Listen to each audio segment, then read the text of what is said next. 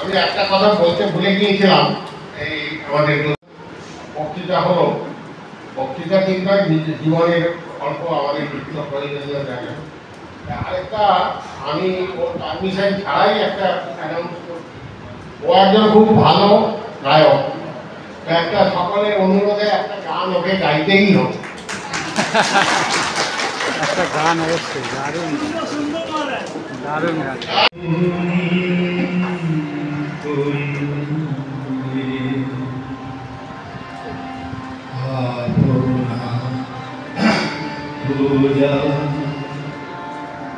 আপনার স্তুতি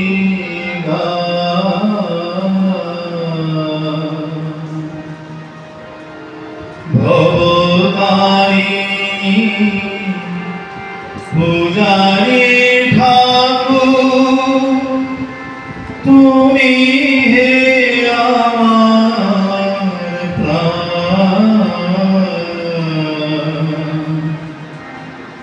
আপনি করিলে আপনার পূজা আপনার স্তুতি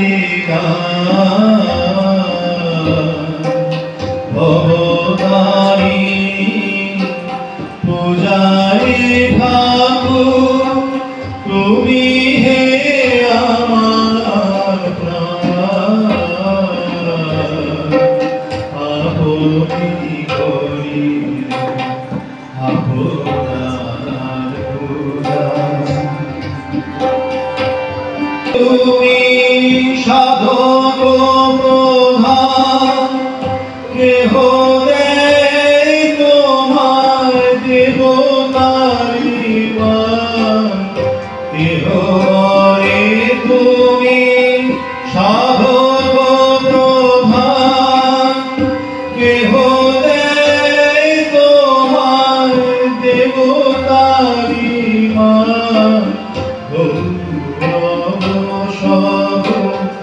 তাজিয়ে দিয়েছি গৌরব সব তাজিয়ে দিয়েছি হৃদয়ে আসনা আমি গৌরব সব তাজিয়ে দিয়েছি হৃদয়ে আসনা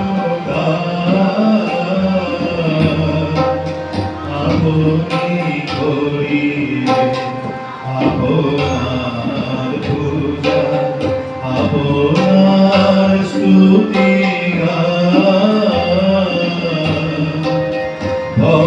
ভবতারিণী পূজারি ঠাকুর তুমি হে আমার প্রাণ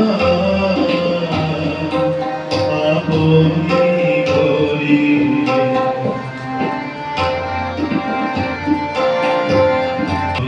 মনে করি করুণার ছবি বড় দুঃখে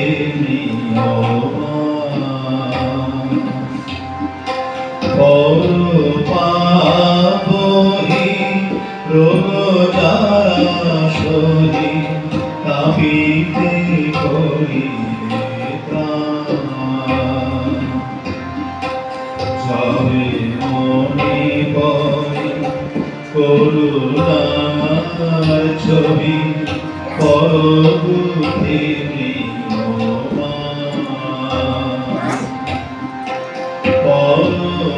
পাবহি রোগ যারা সহি তাপিতে করিলে প্রাণ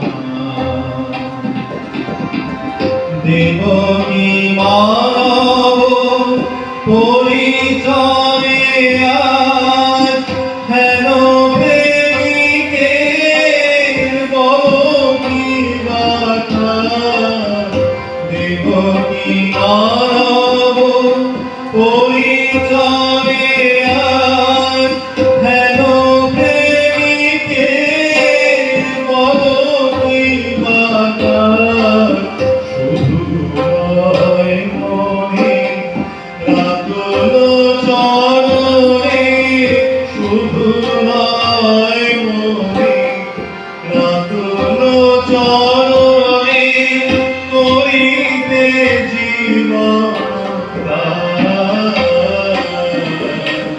শুধু নয় মনে রাতুল চরণে করিতে জীবন আপনি করিলে আপনার পূজা আপনার স্তুতি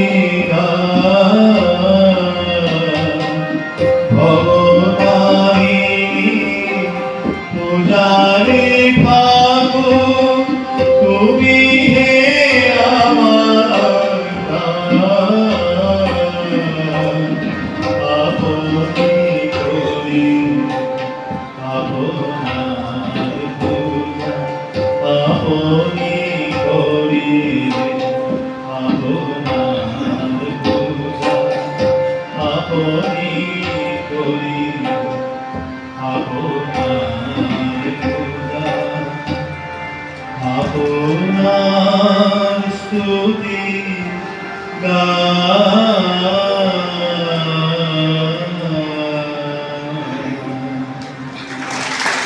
অতি সুন্দর নিবেদন। মঞ্চে বরিষ্ঠ পূজনীয় স্বামী নিত্য মুক্তানন্দজি মহারাজ আজকের এই অনুষ্ঠানের সভাপতি এবং স্বামী অঘলানন্দজি মহারাজ ও স্বামী দুর্গাত্মানন্দজি মহারাজ, আমার ভক্তিপূর্ণ সশ্রদ্ধ প্রণাম জানাই। এছাড়া এখানে উপস্থিত শ্রী শ্রী ঠাকুর ও মায়ের সন্তানদের জানাই আমার সশ্রদ্ধ নমস্কার ও শুভেচ্ছা। ভক্ত সম্মেলন আমরা সব এসেছি, তো সবাই ভক্তই, তাই তো একসঙ্গে যুক্ত হয়েছি। এখানে বিরক্তি কিছু নাই। আর ভক্ত থাকলে ভগবান থাকবেন, আগেই মহারাজ বলে দিয়েছেন। আমাদের কি করতে হবে সেই সম্বন্ধেও আমাদের স্বামী অঘলানন্দ খুব সুন্দরভাবে বলে দিয়েছেন। এখন কিন্তু মুশকিল, সবই তো আমরা জানি, অনেক আগে থেকেই বেদান্ত উপনিষদ রয়েছে, গীতা ভগবান সব বলে দিয়েছেন, অন্যান্য শাস্ত্র গ্রন্থ সব পড়েছি পড়ছি, তারপর রামায়ণ মহাভারত ইত্যাদি পৌরাণিক গল্প পড়ছি, পুরাণ পড়ছি, চণ্ডী পড়ছি, সবই পড়ছি, সবই তো জানি, কিন্তু প্রশ্ন হয়ে যায় পাচ্ছি না কেন? একটাই সমস্যা, পারছি না কেন? এই যে আমরা দেখতাম মহাদের কাছে বেশিরভাগ মানুষেরই প্রশ্ন, তোমরা মনকে কিছুতেই শান্ত করতে পারছি। যেমন বলেছেন তো জলধান করতে তো বসি, কিন্তু সেই মন খালি এদিক ওদিক চলে যায়, কিছুতেই বসতে করতে পারি না। ধ্যান তো হয়ই না, জপ করতে বসলেও খালি মন খালি এদিক ওদিক চলে যায়। এই বড় সমস্যা, এই হলো আমাদের সমস্যা। সমস্যা তো থাকবেই, সেই সমস্যার সমাধানের জন্যই তো তপস্যা, সেই জন্যই তো সাধন। ভক্ত মানেই সে ভগবানকে পাওয়ার জন্য সাধন করছে। সাধন মানেই হলো অভ্যাস। অভ্যাস কেন করছি না? আমি একটা লক্ষ্যে পৌঁছানোর জন্য বারবার বারবার বারবার অনুষ্ঠান করে যাওয়া, এটি তো অভ্যাস। সুতরাং আমরা এই ধর্মপথে অভ্যাস করছি। ধর্ম কেন? কিন্তু শান্তি পাওয়ার জন্য। স্বামীজি বলছেন যে শান্তি লাভের উদ্দেশ্যেই এই ধর্ম। ধর্ম লাভের উদ্দেশ্য হচ্ছে শান্তি লাভ। একটু শান্তি চাই। যদিও আমরা বাহ্যিক শান্তির মধ্যে খুঁজে বেড়াই, বাহ্যিক এই ইন্দ্রিয়টার জগৎ থেকে শান্তি লাভ করার কথা মহারাজ বলেছেন, আমরা খুঁজে তাই পাই। কিন্তু এইসব থেকেও আমাদের মন যেন এখন মনে হচ্ছে না, শান্তি সুখ চাইছি বটে, পাচ্ছি বটে, সুখের সঙ্গে আবার দুঃখটাও মিশানো রয়েছে। যতটা সুখ পাচ্ছি তার থেকে বেশি দুঃখের পরিমাণ হয়ে যাচ্ছে। এই শান্তি, এই সুখটা চাইছি না, আমি চাই একদম এমন সুখ, এমন শান্তি যেখানে কোনো দুঃখ থাকবে না। আমরা যে সচ্চিদানন্দ স্বরূপ, সেই জন্য এটাই তো আমাদের চাওয়া। স্বাভাবিকভাবেই এইটাই মনের মধ্যে রয়েছে। যে আমাদের ওই আত্মান্তিক মুক্তি, সে যে আনন্দ, একদম সচ্চিদানন্দ, সেই আনন্দ চাই। কোন রকম তার মধ্যে কোন বিচ্ছেদ থাকবে চাই, কিন্তু আমার জন্য যাচ্ছিল যদি বসে আনতে পারছি। সেই জন্যই তো ঠাকুর মায়ের আগমন, সেই জন্যই ঠাকুরমা স্বামীজির আগমন। আজ এই জীবন দেখিয়ে দিয়ে গেলেন, আমাদের বলে গেলেন, এবং তাদের জীবনকে দেখিয়ে দিয়ে গেলেন কি করতে হবে না করতে হবে। তারা তো অবতার, তাদের তো কোনো প্রয়োজন নেই, শুধু আমাদের জন্য আসা, যে একবার এদের বলে যায় আর দেখিয়ে দিয়ে যায় কেমন করে করতে হবে, সেই জন্য তাদের আশা। তাহলে তাদের তো ধরার ক্ষমতা আমাদের নেই। তিনি অনমনীয়ান মহাতমনীয়ান, অমুক থেকেও ছোট আবার অমুক থেকে বিরাট, তাদের বোঝার ক্ষমতা আমাদের নেই। ঠাকুর নিজেই বলছেন যে সেই কে তোমাদের জানতে পারে, তুমি না জানালে পারো, গানে নাম সাথে আছে। তো ঠাকুরের ক্ষেত্রেও তাই, আমরা তাকে জানতে তো পারছি না, পারবো না। যদিও ঠাকুর বলছেন সবটা জানার আমাদের দরকারই পারে, সব জানাতে তো জানার দরকার নেই। আম খেতে এসেছি, আম খেতে তৈরি হলো, কত ডাল, কত পাতা, কত গাছ জানার দরকার নেই, কিন্তু এটা আম কিনা জানতে হবে। যদি এখন আম মনে করে কোনো বিষ ফল খেয়ে নিই, তাহলে তার এফেক্ট অন্যরকম হয়ে যাবে। তাই জন্য এইটুকু বিচার ঠিক রাখতে হবে, যেটা আম তো এই যে ঠাকুর বলছেন এটা নিত্য বিচার, ওইটা ঠিক থাকবে। আর বাদবাকি বিচারের ক্ষেত্রে বলছেন, মাস্টারমশাই বলছেন বলো আর বিচার করবে না, নিজে বলছেন মা বিচারে আমার বজ্জা খাতা। তো এখন এবার কথা হলো যে ঠাকুর তো এলেন, ঠাকুরের তো অনেক ভাব, অনন্ত ভাবময় ঠাকুরটা, কিন্তু আমরা এত দিকে সামলাতে গিয়ে কোনটা যে ধরবো আর কোনটাকে ছাড়বো কিছু বুঝতে পারছি না।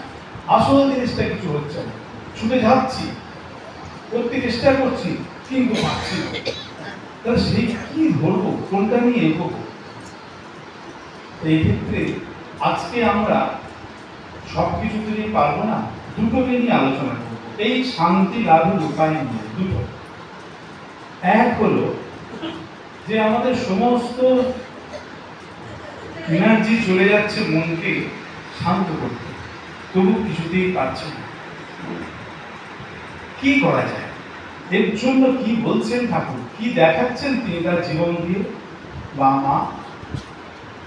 আমরা দেখি প্রথম থেকে যে ঠাকুর যখন জীবনযাপন করছেন, প্রত্যেকটা জিনিস পারফেক্ট। যে সময়ে যেটি করার তিনি সেই সময় সেটি করছেন, যেখানে যে জিনিসটা রাখার সেখানে সেই জিনিসটা রাখছেন। একজন একটি দেশলাই ওই খাটের পায়ে এদিকে ছিল, অন্যদিকে রেখেছে। সঙ্গে সঙ্গে কি রে তোকে এইখান থেকে রাখলি কেন? এইখানে ছিল, এইখানেই রাখবি তো, যখন অন্ধকার হয়ে যাবে তখন খুঁজে পাবো কি করে? অর্থাৎ যেখানে যে জিনিসটা রাখা ঠিক সেখানে সেই জিনিসটাই রাখতে হবে। তার মানে আমি অন্য জায়গায় ফেলে দিয়ে চলে গেলাম, মানে আমি সেই কাজে তখন মনটা ছিল না, মন অন্যদিকে ঘুরছে। তাহলে যদি আমরা এই দৈনন্দিন যা কাজ করছি, সারা দিনে যা করছি, গল্প করি, দুটো গল্প করছি হয়তো, বা এটা ওটা কারোর সঙ্গে কথা বলছি, বা নিজে অন্য যা করছি, পড়াশোনা করছি, যা করছি, কাজ করছি, যে কাজটাই করব সেই কাজটাই ঠাকুর বলছেন যে দেখাচ্ছেন যে ঠিক যেন ওইটাতেই মন দিয়ে করতে পারে। ছাতা নিয়ে গেলেন মাস্টারমশাই, কথা মিলকার মাস্টারমশাই পঞ্চবটিতে ফেলে চলে এসেছে। পরে যদি ছাতা কে পড়ে আছে নাই, ঠাকুর বলছে আমার কাপড়ে ঠিক থাকে না, কিন্তু আমার কোনদিন ভুল না। এই যে ঠাকুর দেখুন সবসময় সমাধিস্থ হয়ে যাচ্ছেন, ঠাকুরের চিন্তা করে, ভগবানের চিন্তা করে, ভগবানই মন তার লিপ্ত হয়ে যাচ্ছে, খালি যেন তাকে টেনে দেখিয়ে দিয়েছে, জোর করে আমাদের জন্য মনটাকে নিচের দিকে না দিতে দিচ্ছে। কিন্তু যেহেতু এই জগতে এসেছেন, এই মানুষ শরীর ধারণ করে এসেছেন, সেই জন্যে কোনো সময়েতেও ভুল হয়ে যাচ্ছে না জাগতিক ব্যাপারে। অদ্ভুত, ঠিক তিনি যেখানকার জিনিস সেখানে যেটা নিয়ে আসতে ভুলছেন না। আবার এই দেখুন তার নিজের ঠিক নেই, মা আছেন, মায়ের করে চলবে, মা তো তার অর্ধাঙ্গী। সুতরাং তার শরীর চলে যাওয়ার পর মায়ের কি হবে, সে কি খাবে, সমস্ত হিসাব টিসাব করে তার জন্য ব্যবস্থা তিনি করে দিয়ে যাচ্ছেন। প্রত্যেকটি ক্ষেত্রে আমরা দেখি ঠাকুরের একদম এত সুন্দরভাবে প্রত্যেকটি কাজ ঠিক যখন যেমন তখন তেমন। অনুষ্ঠান হলো, যাত্রা হয় প্রত্যেক বছর, দক্ষিণেশ্বর যাত্রা হলো না, পরের দিনকে তিনি নিজে দেখতে গেছেন, পরের দিকে না যাত্রা হয়নি। কি হলো, আরে যাত্রা হলো না কেন? না যাত্রা তো হয়নি। পরে যখন তৈলবাবু যাচ্ছে তার সঙ্গে কথা হচ্ছে, আচ্ছা যাত্রা হলো না কেন? তো না এবারে ওটা হলো না। না, যেটা যেমন তেমন রাখা উচিত, পরম্পরা মেনে চলা উচিত। ঠাকুর তাকে মনে করে দিচ্ছেন। অর্থাৎ এই প্রত্যেকটি কাজ, আমাদের জীবনে প্রত্যেকটি কাজ যদি মন দিয়ে করতে পারি, তখন যদি খাবার সময় তো আমি একটা মন দিয়ে খেতে পারি, যখন গল্প করার সময় তো শুধু ওই একটা মন দিয়ে গল্প করতে পারি, কোনো একটা কাজ করার সময় তো যদি সেই একটা মন দিয়ে কাজ করতে পারি, বেড়াতে যাচ্ছি যখন তখন ওই একটা মন দিয়ে যদি বেড়াতে যেতে পারি, তাহলে ওই জব করতে বসেও ওই একটা মন দিয়ে জব করতে পারব। আমাদের যে জবের সময় শুধু মন থাকছে না তা নয়, আমাদের অন্য কাজের সময় তো মন চঞ্চল হচ্ছে। সেই জন্যই কোন জিনিসটা কোথায় রাখছি মনে থাকছে, কোনটা কি করা উচিত ছিল সেটা ঠিক নেই, কারণ আমাদের মনটা সবসময় ঠিক চঞ্চল। তাই জন্য ঠাকুর নিজে দেখিয়ে দিচ্ছে। প্র্যাকটিক্যাল অবতার বসে যখন আসেন তখন দেখা যায় যে তিনি লোকশিক্ষা দেওয়ার জন্য তো আসেন, তারা প্রত্যেকেই ঠাকুর মা স্বামীজি তাদের জীবনে দেখতে পাই, তারা 4 রকম ভাবে লোকশিক্ষা দিচ্ছেন। একটা হচ্ছে ব্যক্তি বিশেষকে, যার যেমনটি দরকার তাকে তেমনটি শিক্ষা দিচ্ছে। ঠিক যেমন নিরঞ্জনানন্দজি মহারাজকে বলছেন যে ওই যে তিনি যখন আসছিলেন গঙ্গায়, নৌকায় করে আসছিলেন, আর ওই পাগলা বামুন টামুন বলে ইত্যাদি অনেক কিছু করে ঠাকুরের নাম নিন্দা করেছে। আর নিরঞ্জন মহারাজ তো কি গুরু নিন্দা, ব্যাস নৌকা ডুবিয়ে দেবো, সবাই বিভিন্ন লোক একবারে বলে একবারে সাংঘাতিক কাণ্ড করে বানিয়েছিলেন।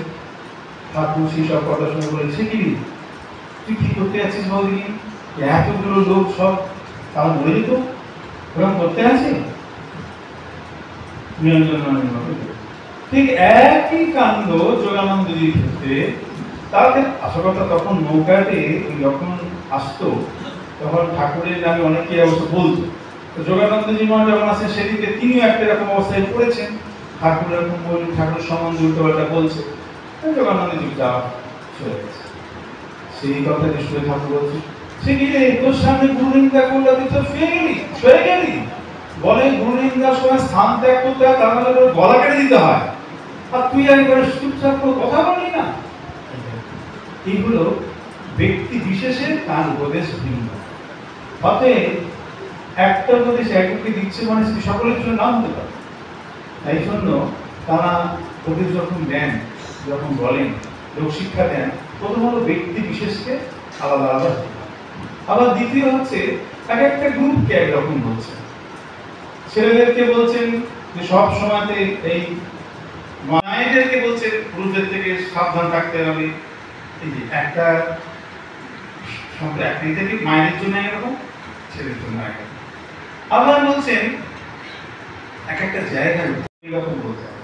এখানে ভারতবর্ষের প্রত্যেকটি ধূলিকণার মধ্যে আধ্যাত্মিকতা রয়েছে, অতএব এখানে অতটা দরকার নেই, এখানে কোনো রকম বলছে। এই যে দেশে আলাদা আলাদা হয়েছে। আর একটা যেটা হলো নিজের জীবনটা কেমন ভাবে, নিজের জীবনযাপন কেমন ভাবে করছে, এটাও একটা তার লোকশিক্ষার বিষয়। তো এই জীবনযাপনগুলোও তারা দেখাচ্ছে। ঠাকুর দেখতে পাচ্ছি আমরা প্রথম দেখেছিলেন পারফেকশনিস্ট, একদম ঠিক যে কাজটা যখন দরকার ঠিক তখন সে কাজটা। বললেন যে তিনি মায়ের প্রসাদ খেতে পারছেন না পেটের অসুখের জন্য, তাই একদিন এলো না। কেন এলো না? কেন? এটা বরাদ্দ, এটা তো আমি রাষ্ট্রপতি বরাদ্দ করে দিয়ে গেছে, এখানকে জিনিসটা আসতে হবে। ঠিক একদম প্রত্যেকটা ক্ষেত্রে তার নিজের জীবনের মধ্যে তার আধ্যাত্মিক ভাব, উন্মুক্ত যা আছে সেটা তো ওই সময়ের জন্য আছে।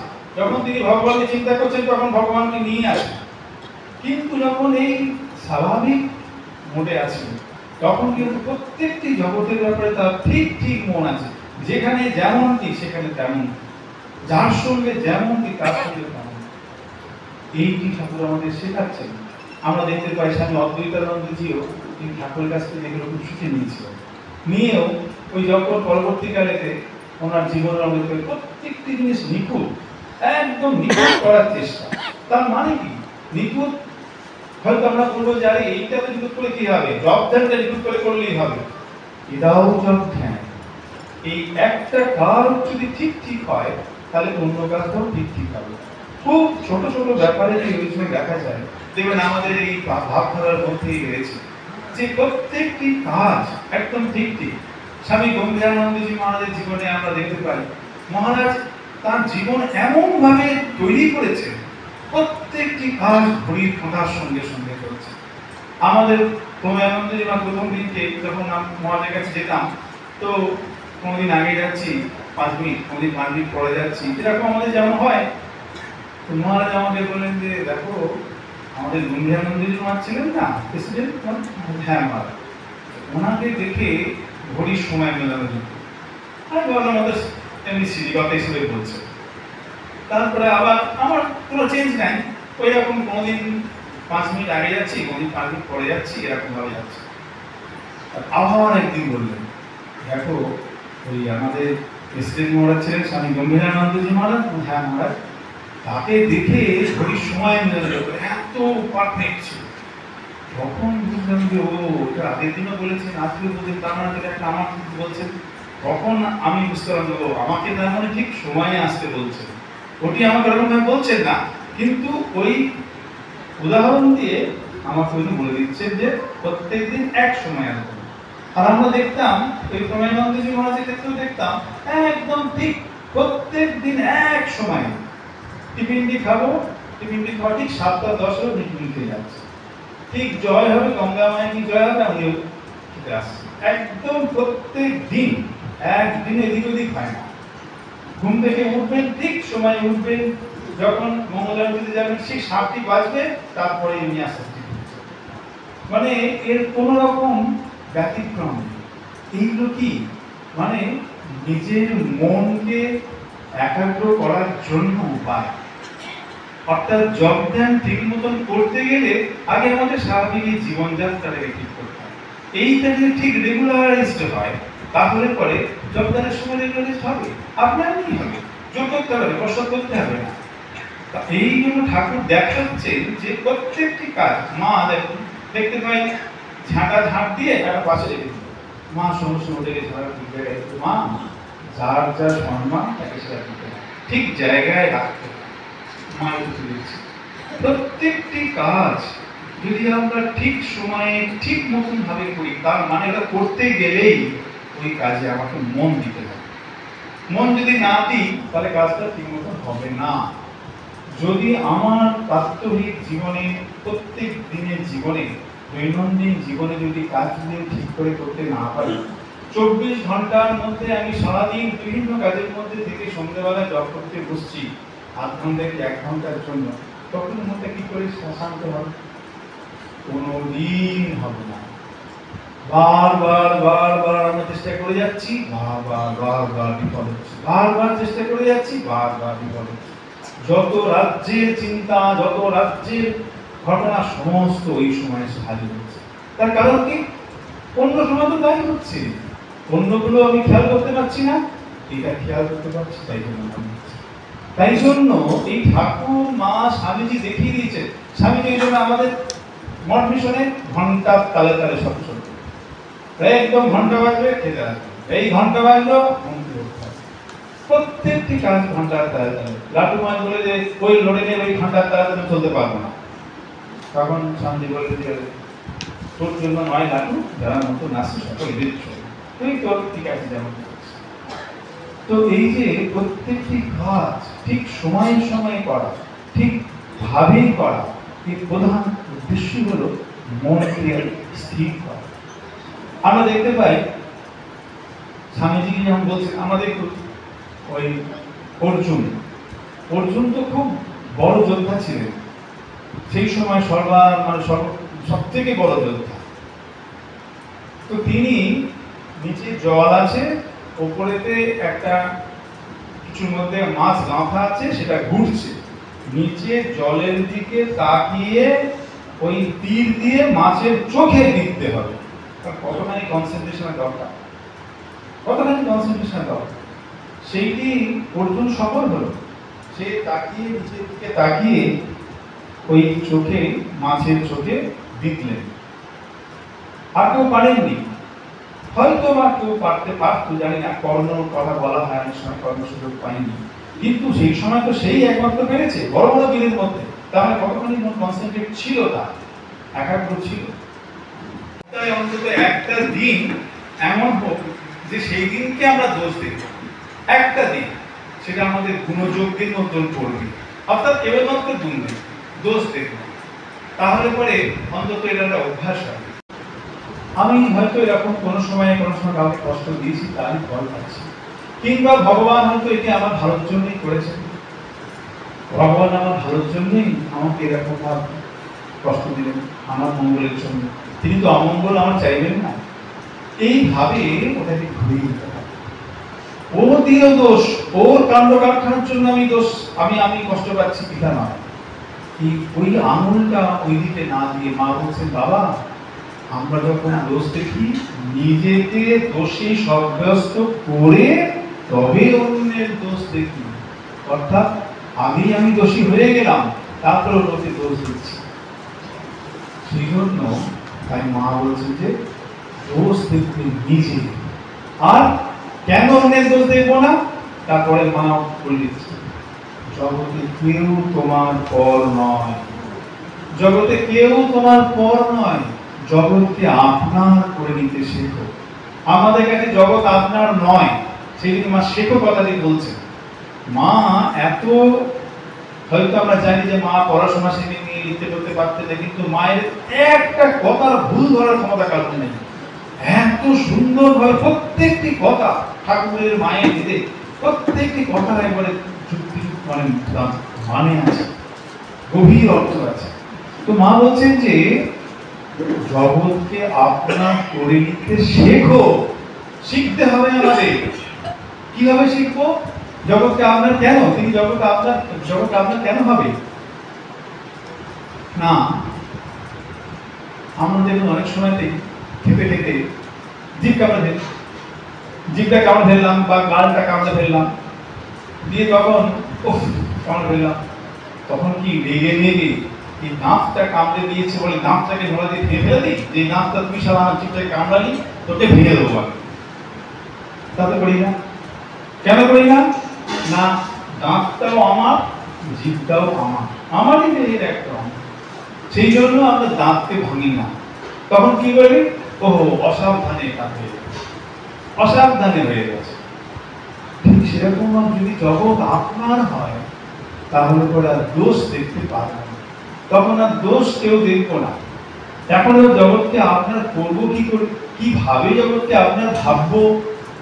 সেই জন্যই দেখুন আমাদের এই শাস্ত্রের রীতি হচ্ছে এরকম ভাব যে জগতে সবকিছু আপনারই। কিরকম ভাব বলছেন সাধক, যে সে বলছেন রামকে বলছেন, যেন হে রাম, সমস্ত পুরুষের মধ্যে যেন তোমাকেই দেখি, সমস্ত স্ত্রীর মধ্যে যেন মা সীতাকেই দেখি।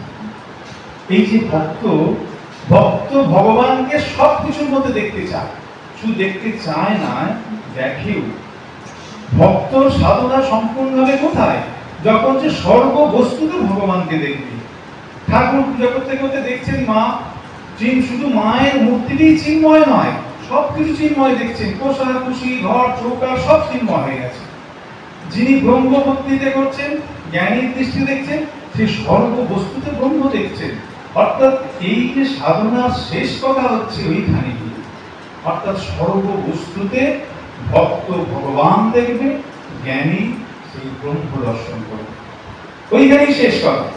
সর্ববস্তু আছে তিনি ছাড়া তো দ্বিতীয় কিছু নাই। বাস্তবিক ক্ষেত্রে যদি এক বস্তুই থাকে, তাহলে সেই এক বস্তু আমার মধ্যে, ওর মধ্যে, তার মধ্যে, প্রত্যেকের মধ্যে একই, তিনি ছাড়া দ্বিতীয় তো কোনো কিছু নাই। আমরা যখন ভগবানকে বলছি, ভগবান মানে কি? ভগবানকে এমন একটা জায়গায় নিয়ে গিয়ে আমি দাঁড় করিয়েছি যে এনার ওপরে আর কিছু থাকতে পারে না। তাই তো ভগবান মানে এমন, ভগবান মানে আমি এমন একটা জায়গায় তাকে আমি রেখেছি যে তার ওপরে আর কিছু থাকতে পারে না। তাহলে ভগবানের ওপরে যখন কিছু থাকতে পারে না মানে যা কিছু দেখছি সব ভগবানময়, প্রত্যেকের মধ্যে সে ভগবানই আছেন, ভগবান ছাড়া দ্বিতীয় আর কোনো বস্তুই নাই। তাহলে সেই ভগবান যদি সর্ববস্তুতেই রয়েছেন, সবকিছুর মধ্যে যদি সেইটাই রয়েছে, সেইটাকে দেখতে চেষ্টা করি, তাহলে জগতের পর কে? কেউ তো পর নেই, কেউ পর নয়। অর্থাৎ যখনই সঙ্গে সঙ্গে আমাদের মনের এই ভাব আসবে, তখন আমাদের ভাবতে হবে কি না, সেই মধ্যবর্তী ঠাকুরই আছেন, তিনি আমার সুবিধার জন্য, আমার ভালোর জন্য হয়তো ওকে গিয়ে দুষ্কর্ম করালেন। একজন কোনো দোষী 10 কাজ করে ফেলেছে, তখন কি ভাবছি, আমাকে শিক্ষা দেওয়ার জন্য ভগবান বা ঠাকুর তাকে দিয়ে এই দোষের কর্মটা করালেন। আহারে, তখন আর লাভ হবে না, তখন তার প্রতি দয়া, আমাকে শিক্ষা দেওয়ার জন্য আমি যাতে এরকম ভাব না করি, আমি যেন এরকম ভাব এই পরিস্থিতির মধ্যেও আমি যেন এরকম ভাব কাজ না করি, সেটি আমাকে শেখানোর জন্য তিনি ওকে দিয়ে এই কাজটি করি, আমাকে শিক্ষা দেবেন। তবে শান্তি পাওয়া যাবে। আমরা স্বামী প্রভানন্দের গল্প শুনছিলাম, অনেক ঘটনা। মনে বলছেন যে আমি তখন ব্রহ্মচারী, তো মংসকর্তারে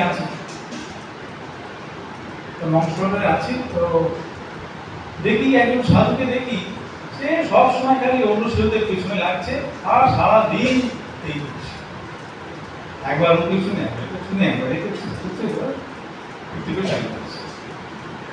আমার মনে হবে যে বাবা, সাধুরা তো সব যোগদান করবি, তারপর তাদের একরকম ভাব মনে হবে, এত এরকম ভাব এরকম কেন? অন্য সাধুদের কথা জিজ্ঞেস করলে বলছে ও তো এইরকম ভাব, ওর কোনো একবারে ইত্যাদি ইত্যাদি। মহারাজের পড়াশোনার অভ্যাস ছিল ভীষণ, তখন রাত্রি জেগেও পড়াশোনা করতেন, ঘুম ভীষণ কম, তা পড়াশোনা তো রকম পড়াশোনা করছেন। তারপর রাত্রিবেলাতে রাত্রি 11:30 থেকে তখন ধূপ ধূপ তো শব্দ হচ্ছে, কাপড় কাচা, আর আমাদের মোটামুটি 10:30টার মধ্যে সব শেষ, সবাই ঘুমিয়ে পড়ে, শুয়ে পড়ে। তো ভাবলো বাবা এখনই শব্দ হচ্ছে, কে কাপড় কাচ্ছে? দেখতে গেলাম, তখন আমাদের কমন বাথরুম, প্রত্যেক ঘরে ঘরে অ্যাটাচ বাথ নেই, তো কমন টয়লেট আছে, সেখানে গিয়ে দেখতে গেছেন, দেখতে যে সেই সাধুটি যে কিনা সারাদিন এসব করে, সেই সাধুটি কাপড় কাছে। বাবা, এই 11:30টার সময় কাপড় কাচা, ও এখনো ঘুমোতে দেবে না কাউকে? তার মনের মধ্যে এরকম ভাববে, যাই হোক দেখি কি করে। মহারাজ আবার এই ঘরে বসে পড়াশোনা করছে। তারপরে তার মনে হলো, আচ্ছা দেখি একবার সেই সাধুটি এখন কি করছে। তখন 12:30 বেজে গেছে, 12:30 বেজে গেছে। উনি এসে আমাদের যখন জানলায় পাখি আছে, মানে ফাঁক দিয়ে ফাঁক জানলা উনি দেখা যায়, মহারাজ করে এসে 12:30 সব তো রিঝুম, একদম সব চারদিকে রিঝুম, চুপচাপ। সেই পাখিটার ফাঁক দিয়ে দেখছেন ঘর থেকে ধোঁয়া আর হালকা হালকা গন্ধ বেরোচ্ছে, ধূপ জ্বলছে। খুব ভালো করে তাকিয়ে দেখি না, সে সাথে জব করতে বসেছে, সেরকম খুব সোজা হয়ে বসে আছে। সাথেই বসে আছে তো নাকি ভুল দেখছি, ভালো করে আবার ফাঁকটাকে বড় করে দেখছেন, হ্যাঁ তাই তো, আচ্ছা দেখি নিশ্চয়ই বসে বসে এখন ভুলবে আর ঘুমাবে। আবার ঘরে চলে গেছে, আবার এসেছেন। সেদিনকে ওনার এটার জন্য আর ঘুমোতে ইচ্ছা করলো না, ঘুম শুতেই গেলেন না। তারপরে ঠিক ওই 2:30-3:00 সময় আবার এসেছে, তখন এসে আবার দেখতে এসেছে নাকি তোমা, তখন একদম সোজা হয়ে একদম বসে আছে, কোনো নড়নচড়ন নেই, চুপচাপ বসে যোগদান করছে। আচ্ছা, তারপরে মঙ্গল আরতির সময় হয়ে গেল, মঙ্গল আরতি 4টার সময় মঙ্গল আরতি হয়ে গেল, তখন দেখতে বসে আছে, তখনও বসে আছে। যেই মঙ্গলবার থেকে এলেন তার মঙ্গলবার হয়ে গেল, ঠাকুর ঘরে সব মন্দির প্রণাম করে ফিরে আসছেন। এসে বলছে আচ্ছা একবার উঁকি মেরে যাই। আমার আমি উঁকি মেরতে গেছে, দিদাকে শিখেছে। এই যে 12টা থেকে 4টে পর্যন্ত সে একবার চুপচাপ স্টপ দেন, তারপরে সে শুয়ে পড়েছে।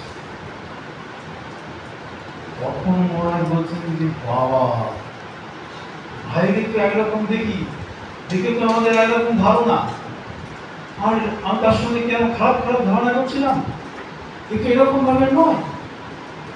তখন সেই থেকে ভাবলাম যে না আর কারোর সম্বন্ধে এমন বলা যাবে না।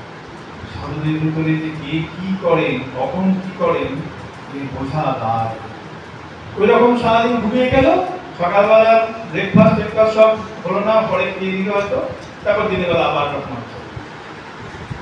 তো এইরকম অর্থাৎ আমরা দোষ দেখছি বটে অনেক সময়, কিন্তু তার পিছনে তো অনেক গুণ থাকে, অনেক গুণ থাকে। সেই গুণগুলো আমাদের চোখে পড়ে, সেই গুণগুলোকে খুঁজে খুঁজে বার করতে হবে। মা বলছেন বাবা ওই গুণ বোঝে। একবার বলছেন গোলাপ মা যে মা তুমি তো দোষ দেখতেই পারো না, একজন গন্ডগোল হয়েছে। মা বলছেন আমি নাইবার দেখলাম। এই যে দোষ না দেখা, এটা আরেক সাধনা। এই যে দুটো সাধনা, একটা হলো যে কাজটা করবো সেই কাজটা পুরো মন দিয়ে করা, দ্বিতীয় সাধনা হলো দোষ না দেখা। আমরা দেখতে পাই, দেখুন যে মা তো দোষটা কোনো দেখতেনই না, আর মা কি কষ্টে ছিলেন এটা আমরা প্রত্যেকেই জানি। কিন্তু মা বলছেন বাবা আমি তো কষ্ট কি বস্তু জানলাম। মা বলছেন আমি কষ্ট কি বস্তু বুঝলাম না, জানলাম না। চিন্তা করা যায়?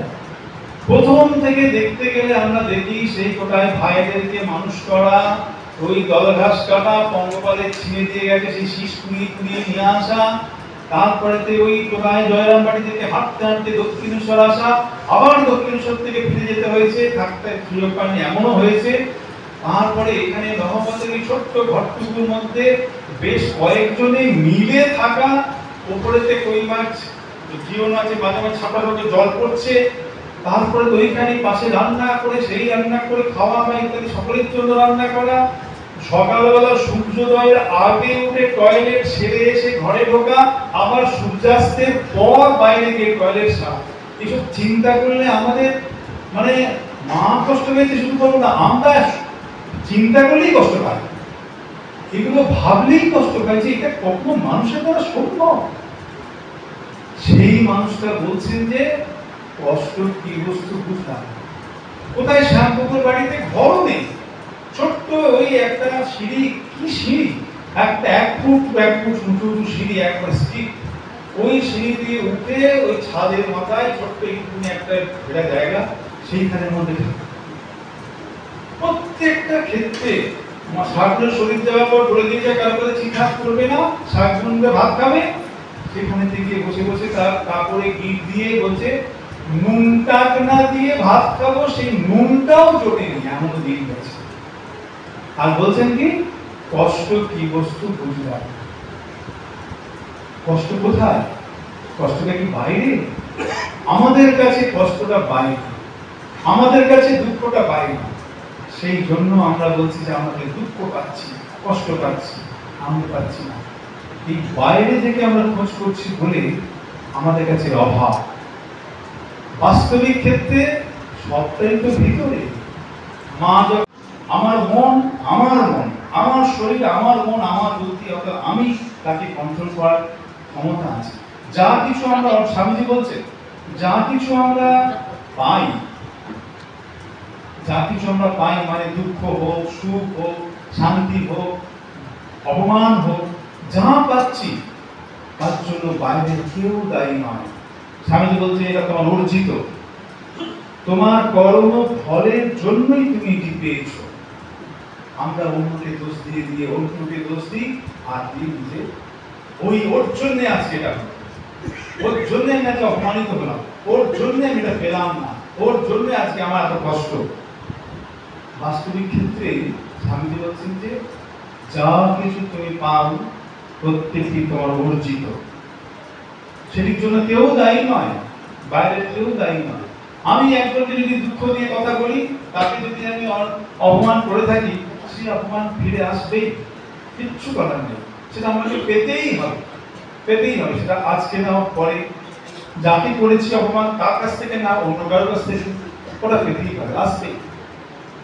স্বামী বলছে এটাকে বোঝো এবং শান্ত থাকো, আর আর যাতে না হয় তাই চেষ্টা করো। মা ওই জন্য বলছেন বাবা খুব সাবধানে চলতে হয়, খুব সাবধানে চলতে হয়। কেন না, আমার যে কর্ম হবে তার ফল আমাকেই ভোগ করতে হবে। সেটি একবারে কম্পিউটার প্রোগ্রামিং করে দেওয়া আছে, কোনো উপায় নাই, ওটা আসবেই। সেই জন্য এমন যেন কর্ম না করি যে যার ফল আমাকে এই দুঃখকর হতে পারে বা কোনো কষ্টকর হতে পারে। সেই জন্য স্বামীজি বলছেন আমি যে চিন্তা করব সেই চিন্তা অনুযায়ী আমার চরিত্র পরিবর্তন হবে।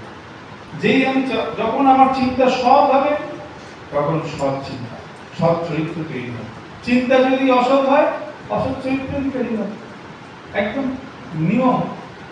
তাই জন্য যখন যে কাজটা করব তখন সেই কাজেই যদি আমার চিন্তা থাকে, মনটা এদিকে যেতে পারছে না, খুব বেশি উল্টোপাল্টা চিন্তা করতে পারবে, মনকে কিছুটা কন্ট্রোল রাখা গেল। ওই জন্যে সৎ চিন্তা আমাদের সৎ ভাবে, আমরা তো ভক্ত মানুষ এখানে এসেছি মানেই হচ্ছে আমাদের মন কিছুটা হলেও তো সৎ হয়েছে। সেই জন্যই তো ভগবানের প্রতি ভালোবাসা এসেছে, সেই জন্য ভগবানের কথা শোনার ইচ্ছা হচ্ছে। কতজন তো আছে কি বললো যে ভক্ত সম্মেলন না, ওখানে গিয়ে কি হবে, তার থেকে চল একটা ওখানে থেকে একটা ওই চিড়িয়াখানা বেরিয়ে আসে। তাহলে কেন আমাদের মধ্যে ওই ভাব এসেছে বলি, আমরা এতটা একটু এগিয়েছেন বলেই এখানে এসেছেন। আমরা প্রত্যেকে একটা সার্কেলের মধ্যে রয়েছে, এক জায়গায় শুরু হয়েছে, সেখান থেকে চলছে। কত 84 লক্ষ জনের পর মানুষ জন্ম পেয়েছি, কত কত মানুষ জন্মের পরে ভগবানের প্রতি একটু ভালোবাসা এসেছে, তার নাম শুনতে ইচ্ছা করে, তার সম্বন্ধে জানতে ইচ্ছা করে, তার মানে আর একটুখানি বাকি আছে, এই সার্কেলটা কমপ্লিট হতে আর একটু বাকি আছে। এইটুকু আমাদের শেষ করতে হবে, তার জন্য চেষ্টা করতে হবে, প্রত্যেকেরই হবে। আমরা তো ধারণাতে যাবই, কিন্তু আমাদের কাছে প্রতিজ্ঞাবদ্ধ। যে মা বলছেন, ঠাকুর বলতেন, যে তার শরণাগত হয়েছে, যে তাকে নিয়ে থাকবে, ঠাকুর শেষকালে হলেও তাকে এসে নিয়ে যাবেনই যাবেন। এ হচ্ছে কথা, ভগবান অবতার পুরুষের কথা। এখানে আর দ্বিরুক্তি হওয়ার কোনো প্রশ্নই নাই, ব্যতিক্রম হওয়ার কোনো প্রশ্নই নাই। মাও আবার বলে দিচ্ছেন এ কথা, ঠাকুর বলতে, ঠাকুর তো বলেছেনই, এবার মাও তাকে সাপোর্ট করে বলছেন, তাতে চিন্তা কি, তিনি তো আসবেনই নেবেই, শুধু আমাদেরকে তাকে ধরে থাকতে হবে, তার শরণাগত হয়ে থাকতে হবে। এই ধরে থাকার জন্য কি, যে যা কাজ করছি, যে যা কাজ করছি সেই কাজটাই করব, পুরো মন দিয়ে করার চেষ্টা করব। তাহলে পরে ভগবানের নামটাও পুরো মন দিয়ে হবে। ভগবানের নামটা পুরো মন দিয়ে হলে মনে আস্তে আস্তে কামনা বাসনা কমে যাবে। কামনা বাসনা করলে মন শুদ্ধ হবে, মন যত শুদ্ধ হবে, পবিত্র হবে, তত কি হবে, তত ভগবানেরই বৃদ্ধি উঠবে। তার কোয়ালিটি আমার মধ্যে আছে, যেটাকে চিন্তা করে সে তার সত্তা হয়। ভগবানকে চিন্তা করতে হলে ভগবানের গুণগুলো আমার মধ্যে আসে এবং ভগবান কি পাবে। ওই জন্য সব সময় যে কাজটা করবো পুরো মন দিয়ে করবো। এই হলো এক নম্বর। আর একটা কথা বলেছিলাম, ওই সেটি হলো আমরা আগে এর সঙ্গেই বলছিলাম যে আমরা নিজেদের মনকে কন্ট্রোল করতে পারি না, কিন্তু ভাবি অন্যকে কন্ট্রোল করতে। সেই করতে পারি না বলে যত অশান্তি, অর্থাৎ অন্যকে দোষ দিতে শুরু করি। ওই যে ওর জন্য যাবে কিছু গন্ডগোল, আমি পেলাম কষ্ট, আমার কষ্টের মূলে ও যত গন্ডগোল, ওর মূলে ওই কাজটি করলো বলে আমার আজকে এই অবস্থা, তাতে আমার শান্তি বিঘ্নিত হয়, আমি নিজেও শান্তিতে থাকতে পারি না। আর এই দোষের তো আর শেষ নেই। দেখুন আমাদের মন আগে দোষের দিকে চলে যায়, ভালো দিকে যাবে না আগে। কেন? আমরা বারবার এই দোষ দেখে দেখার অভ্যাসটা এমন করে ফেলেছি, দোষ দেখার অভ্যাসটা এমন করে ফেলেছি যে আর যায় না গুণের দিকে। গুণ থাকলেও ঠিক আছে মানে ওটা ইগনোর করে দিলাম, দোষটা আগে বড় করে দিচ্ছে। এই যে এরকম অবস্থায় মা তাই জন্য বলছে, শেষ সময় যদি শান্তি চাও মা, অন্যের দোষ দেখো না বলেই তিনি ক্ষান্ত হলেন না। শুধু অন্যের দোষ দেখো না বলেই কিন্তু ক্ষান্ত হলেন না। তারপরে বললেন দোষ যদি দেখতেই হয় নিজের দোষ দেখতে। মানে কি? আমাদের মন কিন্তু দোষের দিকেই যাচ্ছে, সহজাত ভাবেই মন দোষের দিকে ছুটবে। আগে একটা মানুষের কি গুণ সেদিকে যাবে না, কেননা আমাদের অভ্যাসটা নেই, আমাদের অভ্যাস দোষের দিকে যাওয়া। সেই জন্য ওই দোষের দিকে মন আগেই যাবে। অতএব যখন যাবেই দোষের দিকে, মা জানেন যাবে, সেই মা বলছেন দেখতেই যদি হয় তাহলে দোষ দেখবে নিজে, নিজের দোষ দেখবে। নিজের দোষ কি দেখবো না? আমি হয়তো এরকম কোনো সময় কাউকে কষ্ট দিয়েছি, তারই ফল পাচ্ছি, কিংবা ভগবান হয়তো এটি আমার আবার সূর্যাস্তের পর বাইরে গিয়ে টয়লেট সাফ, এসব চিন্তা করলে আমাদের মানে মা কষ্ট পেয়েছে শুধু বলবো না, আমরা চিন্তা করলেই কষ্ট পাই, এগুলো ভাবলেই কষ্ট পাই যে এটা কখনো মানুষের দ্বারা সম্ভব। সেই মানুষটা বলছেন যে কষ্ট কি বস্তু বুঝলাম। কোথায় শ্যামপুকুর বাড়িতে ঘরও নেই, ছোট্ট ওই একটা সিঁড়ি, কি সিঁড়ি, একটা 1 ফুট উঁচু সিঁড়ি, একবার স্টিক, ওই সিঁড়ি দিয়ে উঠে ওই ছাদের মাথায় ছোট্ট একটুখানি একটা ঘেরা জায়গা, সেইখানের মধ্যে প্রত্যেকটা ক্ষেত্রে শাকগুলো শরীর দেওয়ার পর বলে দিয়ে যায় কারো কাছে চিন্তা করবে না, শাক বুনবে ভাত খাবে, সেখানে থেকে বসে বসে তার কাপড়ে গিট দিয়ে বলছে নুনটা না দিয়ে ভাত খাবো, সেই নুনটাও জোটেনি, এমন দিন গেছে। আর বলছেন কি কষ্ট কি বস্তু বুঝলাম। কষ্ট কোথায়? কষ্টটা কি বাইরে? আমাদের কাছে কষ্টটা বাইরে, আমাদের কাছে দুঃখটা বাইরে। সেই জন্য আমরা বলছি যে আমাদের দুঃখ পাচ্ছি, কষ্ট পাচ্ছি, আনন্দ পাচ্ছি না। এই বাইরে থেকে আমরা খোঁজ করছি বলে আমাদের কাছে অভাব। বাস্তবিক ক্ষেত্রে সবটাই তো ভিতরে। মা যখন বলছেন যে দক্ষিণেশ্বরেতে ঠাকুর কতটুকু দূরে, এই 4-5 পা দূরে এইখানেতে ঠাকুর আছেন, আর একটুখানি দূরে মা আছেন নহবতে। ঠাকুরের ঘরে কত আনন্দ চলছে, কীর্তন আনন্দ, আর কি সব কত ভগবত আনন্দ চলছে, সবাই খুব আনন্দে মশগুল। মা বলছেন কি যাওয়ার তো ক্ষমতা নাই, যেতে পারবেন না। ওইখানে পর্দাটা কি একটুখানি ফাঁক করে সেখান থেকে উনি দেখছেন, দাঁড়িয়ে দাঁড়িয়ে দাঁড়িয়ে দাঁড়িয়ে পায়ে বাদ হয়ে গেল। আর মনকে বোঝানো যে মন তুই কি এমন কাজ করেছিস ভালো যে ওখানে গিয়ে আনন্দ করবি। সেই জন্য আমাদের হচ্ছে যে নিজের মন ঠিক করতে হবে। আমি যদি ঠিক তৈরি থাকি জগৎ তৈরি। সুতরাং আমরা দেখলাম যে আমাদের এই দুটো পয়েন্ট, একটা হলো যে কাজটা করবো সেই কাজটা ঠিক সময় মতন করবো, আর দ্বিতীয় হলো যে অন্যের দোষ না দেখে নিজের দোষ দেখার চেষ্টা করবো।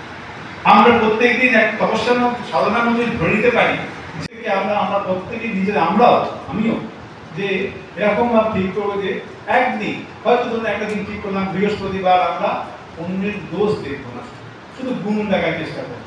যখনই এসে যাবে তখন ঠাকুরের মায়ের কথা মনে করতে মা বলেছে, অর্থাৎ আমরা এইটা যদি চেষ্টা করতে পারি বুঝতে পারবো। ঠাকুর এবং মায়ের কাছে আমরা প্রার্থনা করি তিনি যেন আমাদেরকে উদ্দিষ্ট পথে এগিয়ে নিয়ে যান এবং তাদের চরণে ভক্তি রেখে আমরাও যেন সেখানে পৌঁছতে পারি। সকলকে আমার সশস্ত্র নমস্কার জানিয়ে শেষ করি।